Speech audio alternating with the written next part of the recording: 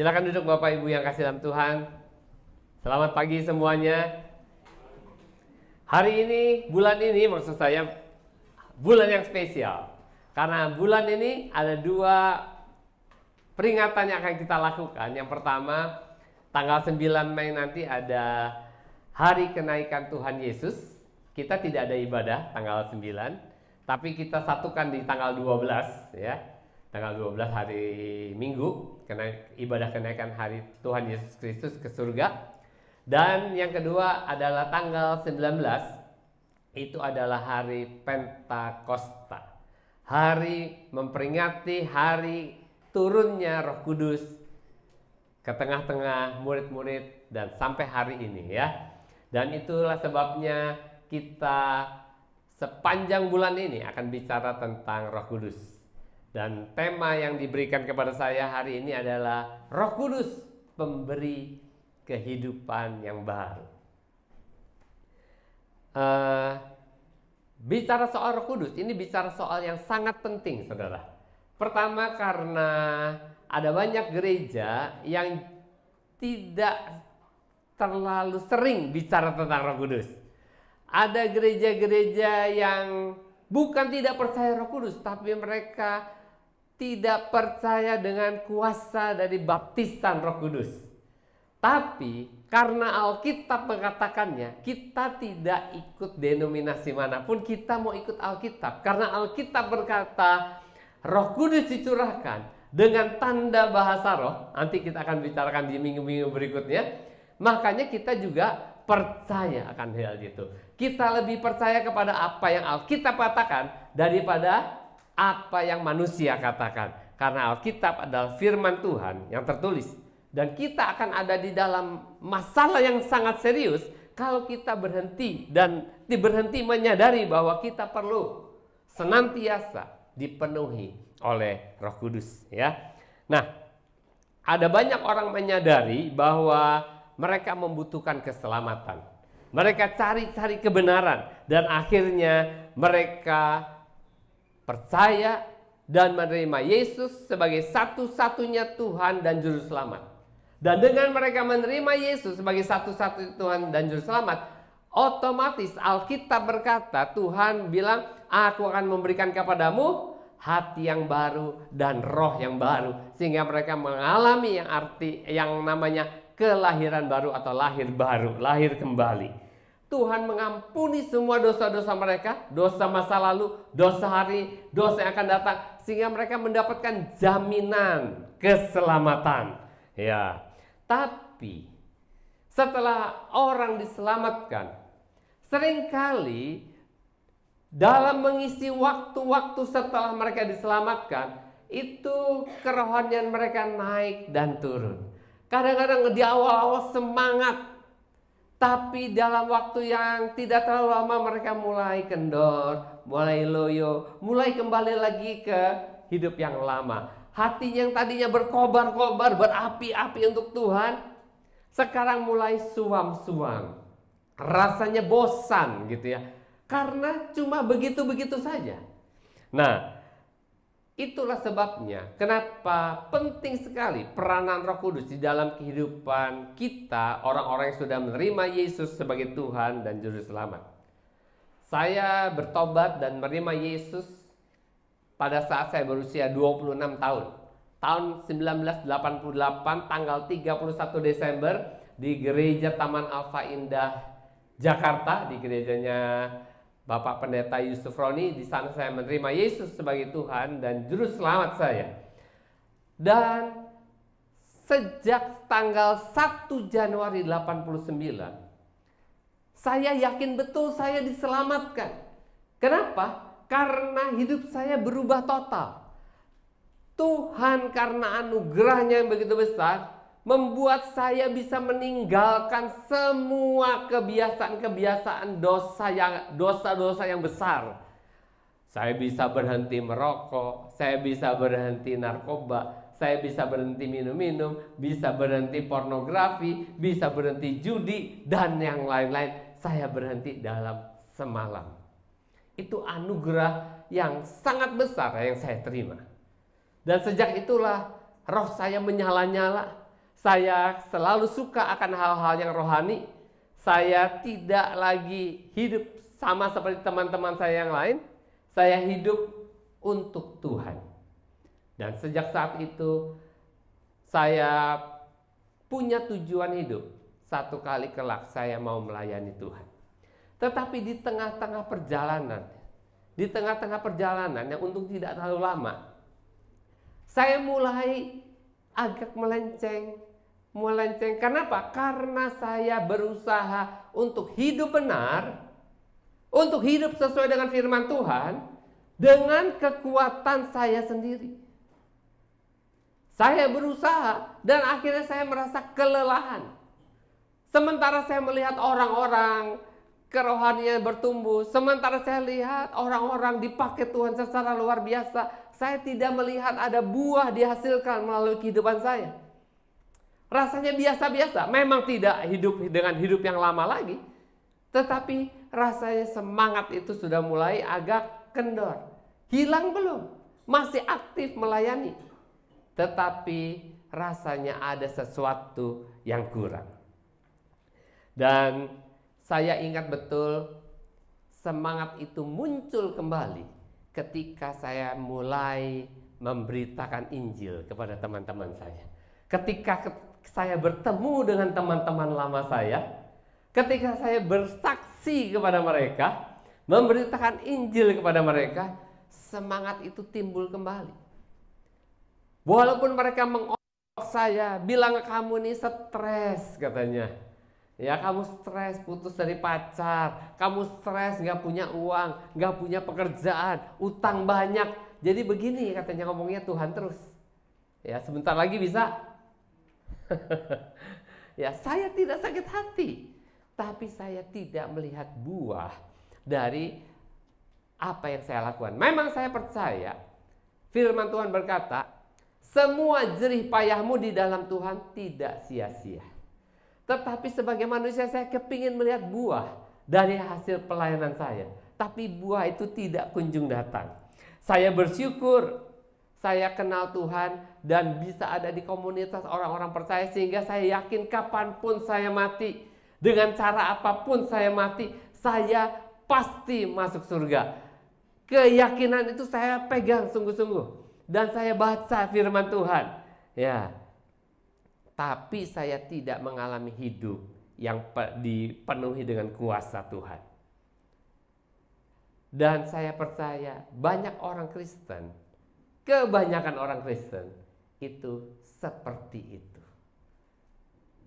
Kehidupannya katanya kalau baru lahir baru seperti masa bulan madu, tetapi setelah masa bulan madu lewat, hidupnya penuh dengan pertengkaran, hidupnya penuh dengan pergumulan ya. Saya kemarin dikirimin Toto, kalau baru terima gaji ada nyanyiannya. Kalau tengah-tengah bulan ada nyanyiannya. Kalau akhir bulan ya juga ada nyanyiannya, beda-beda ya. Ya. Lagunya apa ya? Allah mengerti. Ya, itu kalau udah hari terakhir ya. Dompetnya udah kosong gitu. Tapi saya mau beritahu, saya tidak mengecilkan arti menerima Yesus sebagai Tuhan dan Juru Selamat. Itu sangat esensi, itu sangat mendasar, dan itu harus dilakukan dan dialami oleh semua orang percaya. Semua orang percaya. Kalau mereka tidak mengalami, tidak lewat pintu yang namanya lahir baru, maka semuanya akan sia-sia. Mereka hanya sekedar jadi orang yang beragama Kristen. Mereka tidak pernah jadi ciptaan yang baru. Kunci pertama, orang harus lahir baru. Orang harus mengalami kehidupan yang baru.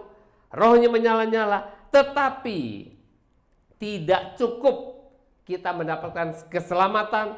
Kita tidak mendapatkan sekedar polis asuransi pasti masuk surga. Ya, tidak. Ya, tidak dapat jaminan. Tidak sekedar hanya dapat jaminan pasti masuk surga, tidak masuk neraka. Tidak cukup. Ada lebih dari itu. Ya. Yesus mati buat kita bukan hanya untuk menyelamatkan kita, tapi Dia ingin setiap kita untuk menjadi saksinya. Itulah sebabnya Dia menjanjikan Roh Kudus. Kalau kita baca di Alkitab, ada 3 bagian Alkitab yang menceritakan tentang janji Tuhan tentang Roh Kudus. Yang pertama ada di dalam Markus 16 ayat yang ke-17. Bisa tolong dibaca, ditampilkan Markus 16 ayat yang ke-17.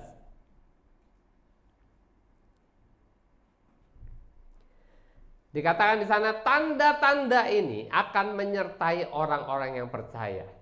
Mereka akan mengusir setan-setan demi namaku. Mereka akan berbicara dalam bahasa-bahasa yang baru bagi mereka. Terus 18. Mereka akan memegang ular, dan sekalipun mereka minum racun maut, mereka tidak akan mendapat celaka. Mereka akan meletakkan tangannya atas orang sakit, dan orang itu akan sembuh. Kata-kata ini diucapkan oleh Tuhan Yesus tepat pada hari Dia akan naik ke surga. Tapi bukan hanya ini. Ada lagi. Ditulis di dalam Matius 28 ayat 19 sampai 20. Bisa ditampilkan?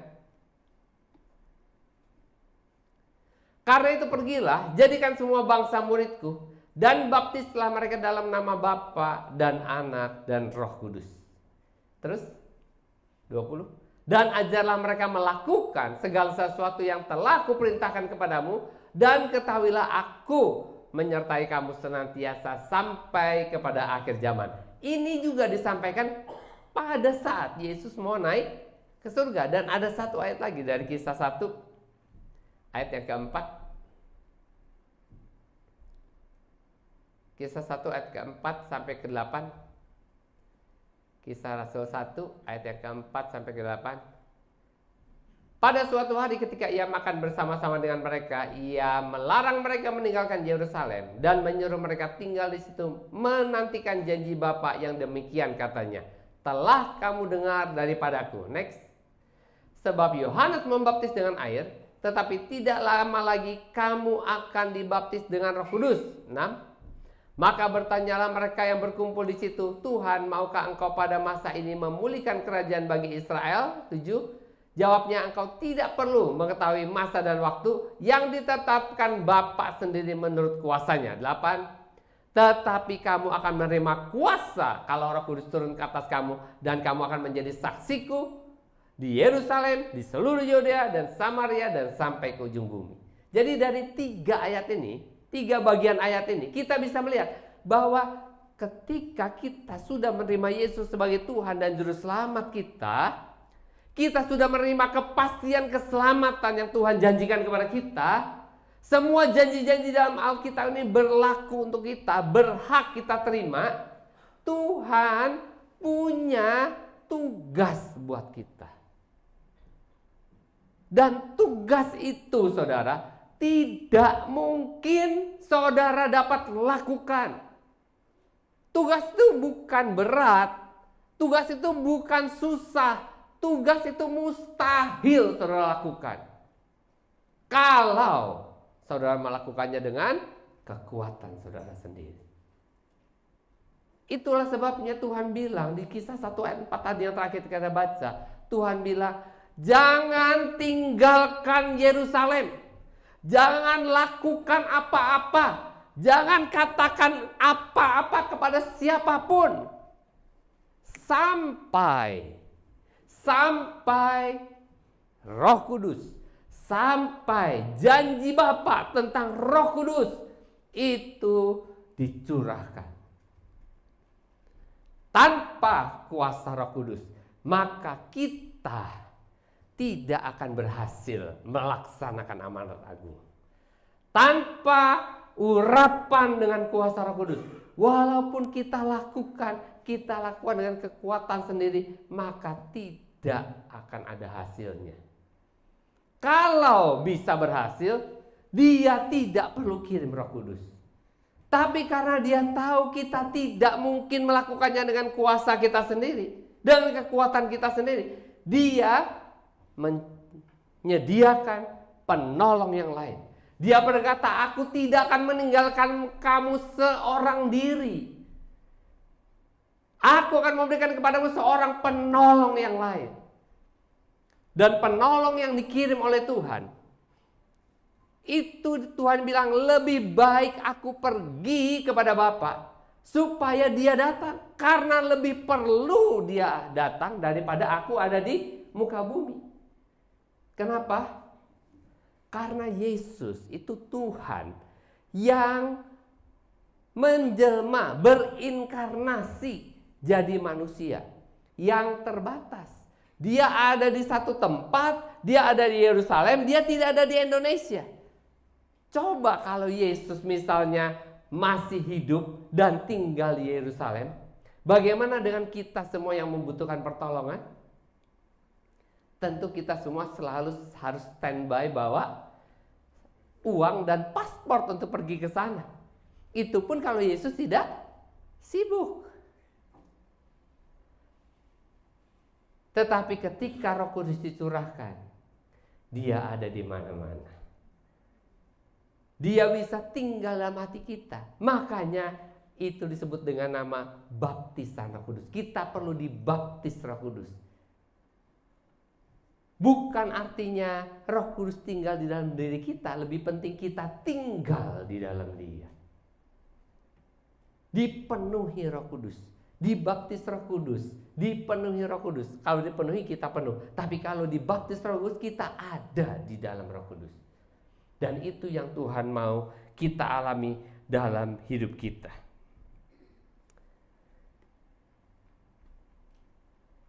Setelah kita menerima Yesus sebagai Tuhan dan Juru Selamat, saudara perlu tahu, seringkali orang, coba saudara cek kehidupan saudara, cek kehidupan teman-teman saudara. Banyak orang yang sudah terima Yesus, jadi rajin ke gereja, rajin ibadah, baca Alkitab, suka berdoa. Tetapi yang membuat heran, hanya awalnya saja mujizat terjadi. Setelah itu, setelah mujizat terjadi, mulai banyak masalah. Dan masalah yang ada lebih banyak daripada sebelum kita terima Yesus. Dan kita mulai bertanya-tanya, Tuhan, kenapa aku jadi Kristen masalah tambah lama tambah banyak? Saudara, menerima Yesus sebagai Tuhan dan Juru Selamat itu memposisikan diri saudara menjadi seterunya iblis, menjadi musuhnya iblis, memposisikan diri saudara menjadi sasaran target utama dari iblis. Itulah sebabnya dia akan terus menyerang saudara. Dia terus akan mengintimidasi saudara lebih daripada sebelum saudara ikut Tuhan. Itulah sebabnya tidak ada pilihan lain. Kalau saudara mau menang, memang iblis tidak bisa tidak bebas mengintimidasi, menyerang saudara sama seperti ketika saudara belum terima Yesus. Karena di dalam diri saudara ada Roh Tuhan. Roh yang di dalam kamu lebih besar daripada semua orang yang ada di dunia. Tapi dia akan terus menyerang saudara. Satu-satunya cara untuk dapat menang dalam kehidupan kita, menang melawan iblis, satu-satunya cara bukan dengan bertahan, tapi dengan melawan iblis. Dan untuk melawan iblis dan melaksanakan amanat agung, Tuhan bilang, kamu akan menerima kuasa kalau Roh Kudus turun ke atas kamu. Artinya kalau Roh Kudus belum turun ke atas kita, kita belum menerima kuasa itu. Jadi kuasa itu penting sekali, saudara ingat. Ada baru saudara terima setelah saudara terima baptisan Roh Kudus. Itulah sebabnya saya baca ayat tadi, 3 bagian ayat tadi. Untuk menunjukkan tanda-tanda ini akan menyertai orang yang percaya. Yang dimaksud orang percaya di sini, saudara, bukan orang yang percaya Yesus. Bukan orang hanya percaya Yesus saja, Karena Tuhan Yesus sudah bicara sama murid-muridnya, 500 murid-muridnya ada di sana.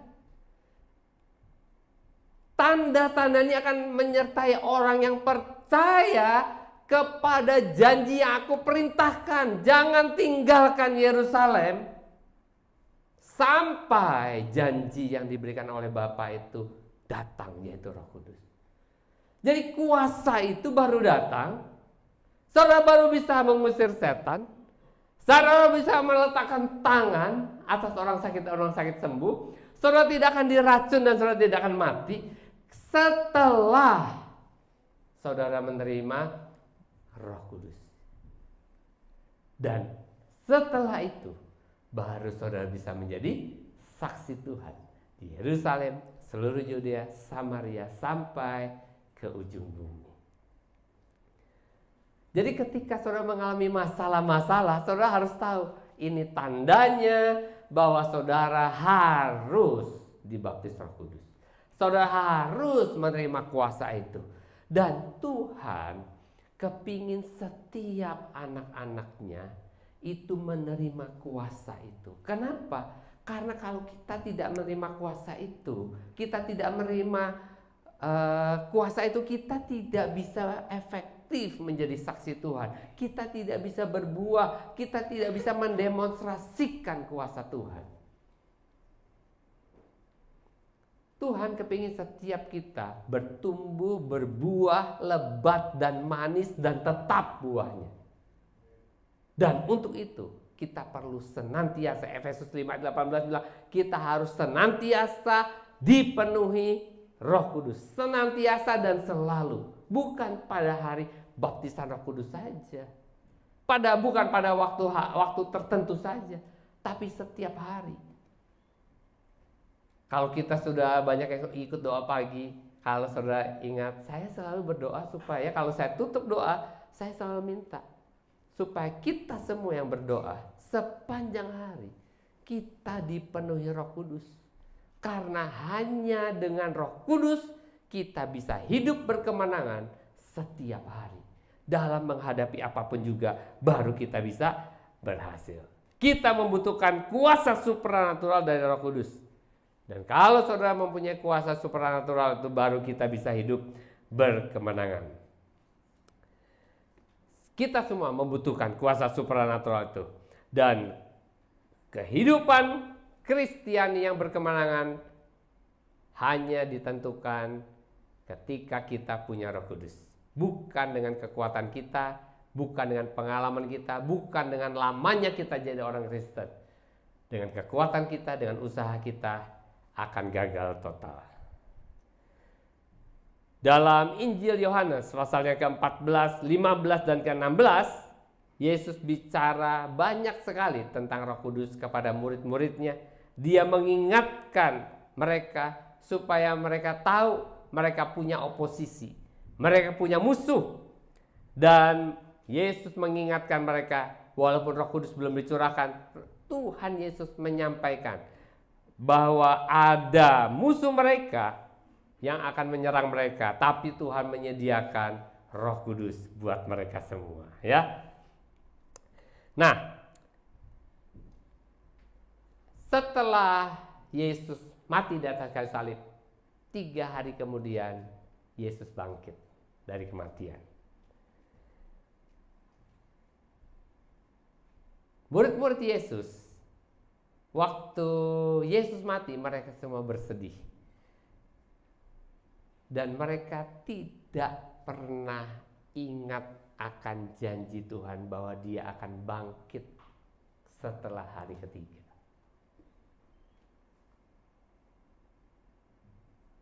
Itulah sebabnya Yesus mengecam mereka. Malaikat Tuhan berkata kepada murid-muridnya, "Sudah lupakah kamu akan janjinya? Tidak ingatkah kamu akan janjinya bahwa Dia akan bangkit? Sehingga kamu cari Dia ke kubur?" Tapi yang mengherankan saya, yang ingat bahwa Yesus akan bangkit justru orang Farisi dan ahli Taurat.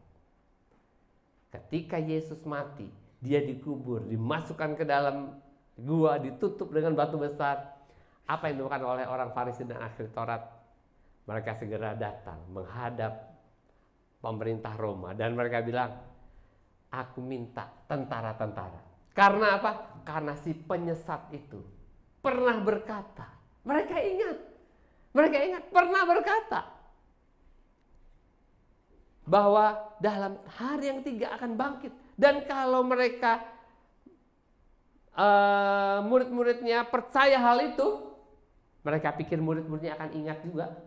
Mereka akan mencuri mayatnya Yesus dan akhirnya akan lebih buruk daripada awalnya.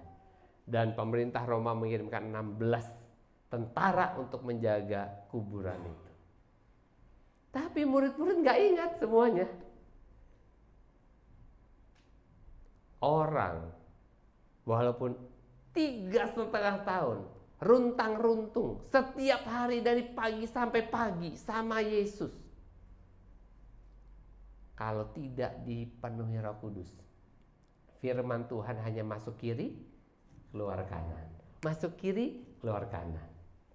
Berapa banyak yang kita dari hadir di pagi hari ini sudah lebih dari 3,5 tahun ikut Yesus. Ada yang dari lahir jadi Kristen, tapi kalau kita ditanya soal ayat, yang mana ya? Rasanya belum pernah dengar tuh. Apa ada ya di Alkitab? Persis seperti murid Yesus kan? Lupa semua. Orang Farisi ingat, tapi kenapa murid-muridnya lupa? Coba kita baca Yohanes 2 ayat 22. Bisa ditampilkan ya? Yohanes 2 ayat 22.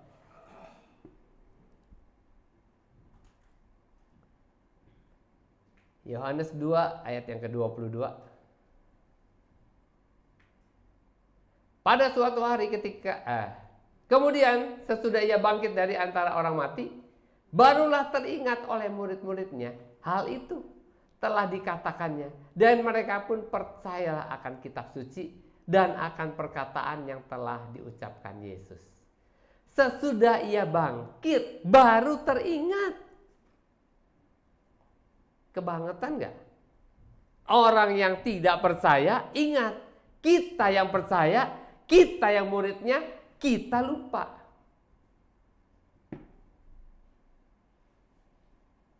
Tapi kita mau lihat apa yang terjadi dalam hidup murid-muridnya ketika mereka sudah dibaptis Roh Kudus, ya. Murid-murid itu selalu membuat kesalahan yang terus-menerus dan kesalahan yang sama. Tetapi ketika Roh Kudus terjadi di Kisah Rasul pasal yang kedua, mereka mengalami perubahan yang sangat radikal. Petrus, kalau kita baca di Kisah Rasul pasal yang kedua, saya nggak terlalu panjang saya kalau baca. Petrus bisa cerita, dia bisa berkhotbah. Dan dia cerita, yang dia ceritakan apa? Yang dia ceritakan tentang perkataan Daud. Dia bisa ingat apa yang dikatakan oleh Daud di Perjanjian Lama. Dia bisa bilang kalau Daud itu sedang berbicara, bukan bicara soal tahtanya, bukan tentang raja duniawi, tapi sedang bicara tentang raja surga, Mesias Yesus. Ya, dia yang akan dibangkitkan. Dia akan naik ke surga. Dia yang ngomong. Petrus bisa ingat semua. Petrus yang tadinya orang yang pengecut, dia menyangkal Yesus 3 kali di hadapan 3 wanita. Bukan di hadapan 3 tentara, di hadapan 3 wanita. Pertama dia menyangkal, kedua dia menyangkal dan bersumpah tidak mengenal Yesus. Yang ketiga, dia menyangkal, bersumpah dan mengutuk bahwa dia tidak mengenal Yesus. Tapi ketika baptisan Roh Kudus, dia tampil di hadapan ribuan orang dan bercerita tentang Yesus dengan berani. Ada perubahan yang luar biasa. Dan bukan hanya itu, ketika dia sudah dibaptis Roh Kudus, dia berani berbicara bukan hanya di depan orang banyak. Dia tampil berani Di hadapan para ahli-ahli Taurat dan orang Farisi, ketika dia diadili, dia bilang, sekarang kamu yang tentukan kepada siapa kita harus taat. Kepada manusia atau kepada Tuhan. Dia begitu berani menyatakan imannya. Dan Petrus, kalau saudara baca, dia bolak-balik masuk penjara karena memberitakan Injil. Dan dia tidak pernah mundur. Bahkan ketika dia disalib, dia minta untuk disalib terbalik. Ada perubahan yang sangat besar pada murid-murid setelah mereka dibaptis Roh Kudus. Saya rindu setiap kita itu mengalami seperti yang dialami oleh Petrus. Hidup kita akan berubah total. Hidup saudara akan dipakai Tuhan secara luar biasa. Jauh lebih daripada yang bisa saudara bayangkan. Seumur hidup saya belum pernah bermimpi menjadi hamba Tuhan. Khotbah di depan orang banyak. Karena ketika saya sudah bertobat, saya membacakan pengumuman, disuruh membacakan pengumuman di depan mimbar. Hanya baca, keringat dingin semua.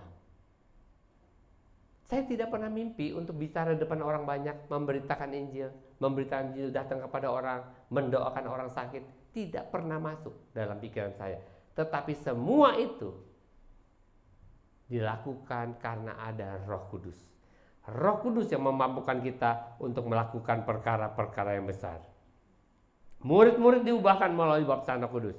Dan saya percaya, saudara juga, kalau saudara dibaptis Roh Kudus, saudara akan mengalami apa yang dialami oleh Petrus.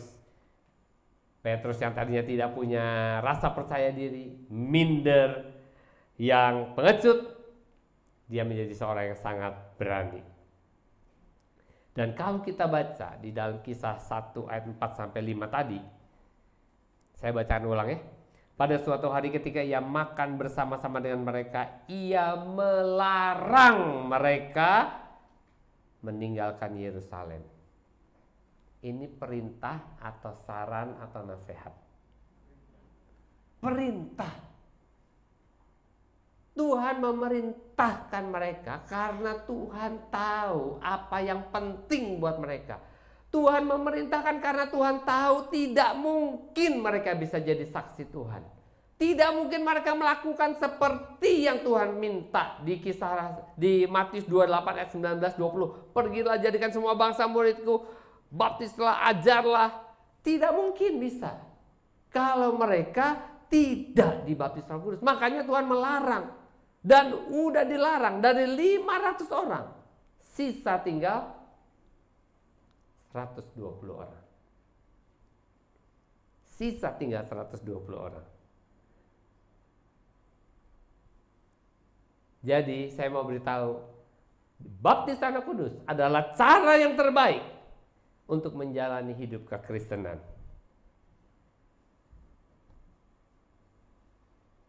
Alkitab berkata, tetapi kamu akan menerima kuasa kalau Roh Kudus turun ke atas kamu dan kamu akan menjadi saksiku.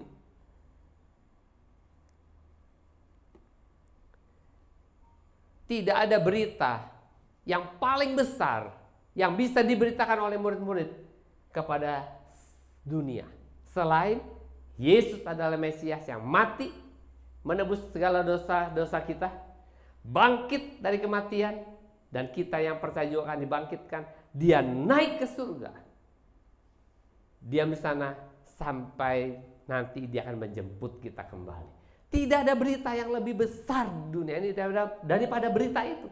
Tetapi berita sebesar itu pun tidak mampu membuat orang percaya kepada murid-murid kalau mereka tidak diurapi oleh Roh Kudus. Itulah sebabnya kenapa orang perlu dibaptis Roh Kudus, perlu diurapi Roh Kudus. Perkataan yang sama diucapkan oleh orang yang berbeda, hasilnya bisa berbeda. Ketika murid-murid belum dibaptis Roh Kudus, tidak pernah kedengaran apa-apa. Tidak ada apa-apa. Tetapi ketika Yesus sudah tidak ada, Justru ketika Yesus sudah tidak ada, mereka dibaptis Roh Kudus, baru gereja muncul, baru ada kegerakan. Sampai hari ini orang Kristen paling banyak di seluruh dunia itu ada setelah Yesus naik ke surga. Itulah sebabnya kita bersyukur sekali bahwa Tuhan menyediakan Roh Kudus buat kita. Dan Roh Kudus yang disediakan itu di dalam Lukas, dikatakan Lukas ya pasalnya ke-11, setiap orang yang memintanya akan menerimanya. Setiap orang, tidak ada kecualinya. Setiap orang, artinya saudara dan saya juga akan dapatkan. Yang jadi masalah buat kita hari ini, banyak gereja punya fasilitas, banyak gereja punya uang. Sediakan traktat lah, sediakan film Yesus lah, sediakan fasilitas sound system yang bagus. Tapi mereka tidak mempergunakan kuasa Roh Kudus. Sehingga hasilnya sedikit sekali mengubah hidup orang.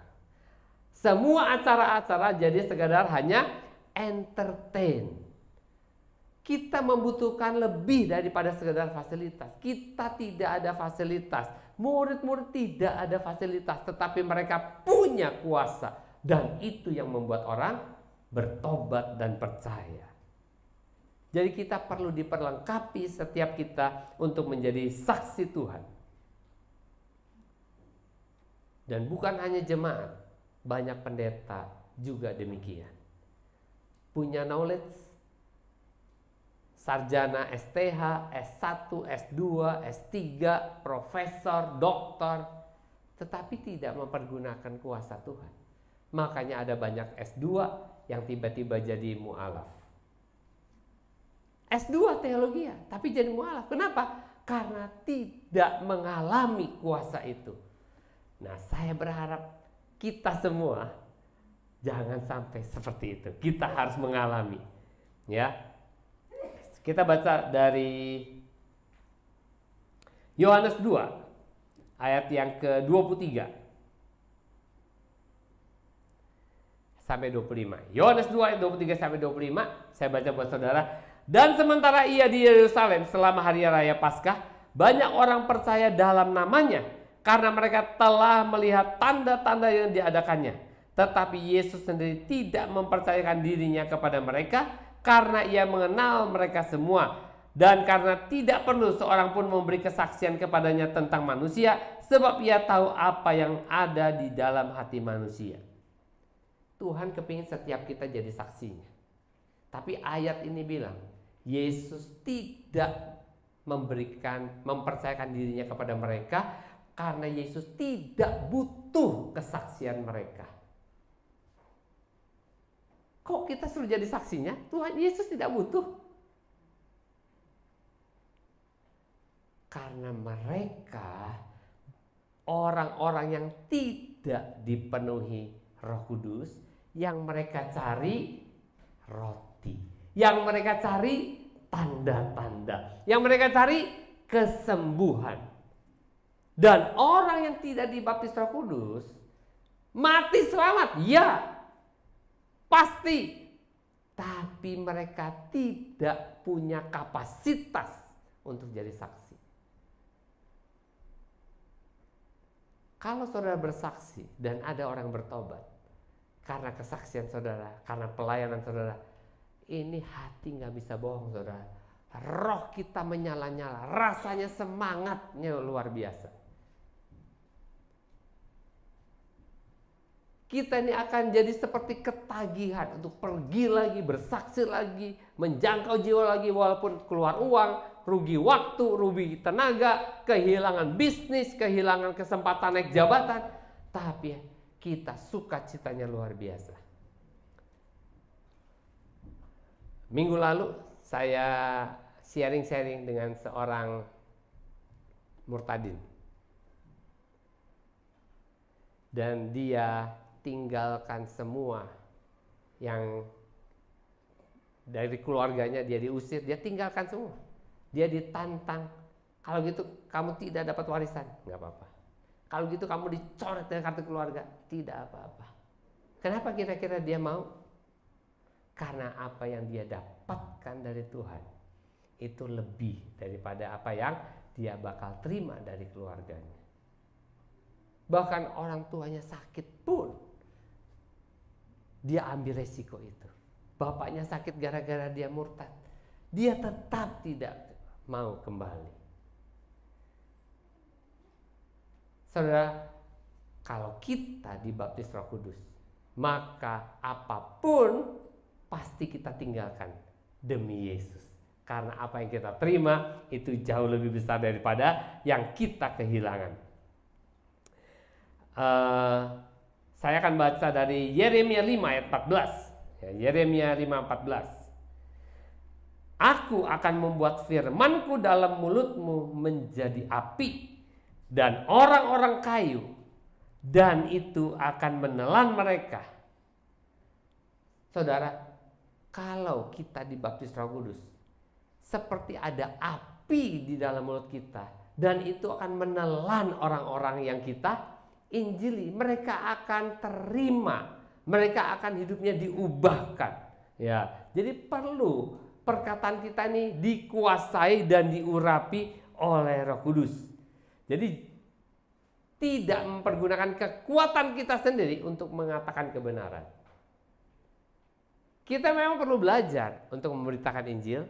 Ada seminar-seminar, ada training-training, ada Evangelism Explosion, ada banyaklah training ya, pesat juga banyak training.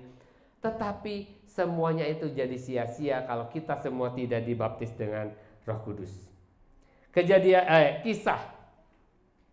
Kisah 2 ayat 1 sampai 4. Ketika tiba hari Pentakosta, semua orang percaya berkumpul di satu tempat. Tiba-tiba turunlah dari langit suatu bunyi seperti tiupan angin keras yang memenuhi seluruh rumah di mana mereka duduk, dan tampaklah kepada mereka lidah-lidah seperti nyala api yang bertebaran hingga pada mereka masing-masing. Maka penuhlah mereka dengan Roh Kudus, dan mereka mulai berkata-kata dalam bahasa-bahasa lain seperti yang diberikan Roh itu kepada mereka untuk mengatakannya.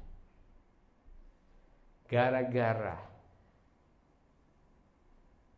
baptisan Roh Kudus, gara-gara hari Pentakosta, seluruh dunia mendengarkan Injil. Seluruh bangsa, bahasa yang ada di sana, mereka dengar Injil. Karena murid-murid berbicara dalam bahasa-bahasa yang lain, dan itu mujizat yang luar biasa yang membuat akhirnya Injil tersebar ke banyak negara. Dan sejak itulah nama Tuhan dikenal, nama Yesus dikenal oleh bangsa-bangsa lain, dan menarik banyak orang datang kepada Tuhan. Saya rindu setiap kita tidak hanya menjadikan Yesus sebagai Tuhan dan Juru Selamat, walaupun itu sangat esensi dan sangat penting, tetapi kita semua harus menerima Roh Kudus. Minggu-minggu depan kita akan belajar lagi tentang Roh Kudus. Nanti minggu ketiga kita akan praktek. Kita akan praktek bagaimana kita bisa menerima Roh Kudus, apa tandanya, dan bagaimana cara menerimanya, supaya jangan sampai ada satu orang pun yang tidak menerima. Karena Tuhan berjanji, setiap orang yang minta, dia akan menerima. Setiap orang yang mengetuk, baginya pintu dibukakan. Setiap orang yang mencari, dia akan mendapatkan. Dan kalau saudara rindu, jangan sampai tidak hadir tanggal 19. Ajak keluarga saudara supaya semuanya mengalami perubahan hidup. Sama seperti murid-murid mengalami perubahan hidup, demikian juga kita akan mengalami perubahan hidup. Saya percaya kalau itu benar pada zaman rasul-rasul, itu juga benar hari ini. Kalau itu berlaku pada zamannya rasul-rasul, itu juga berlaku untuk hari ini. Karena Tuhan tidak pernah berubah. Dulu, sekarang, sampai selama-lamanya. Yesus tidak pernah berubah. Dulu, sekarang, sampai lama-lamanya. Roh Kudus tidak pernah berubah. Kuasanya tetap sama dari dulu, sekarang, sampai selama-lamanya. Amin. Mari kita datang kepada Tuhan.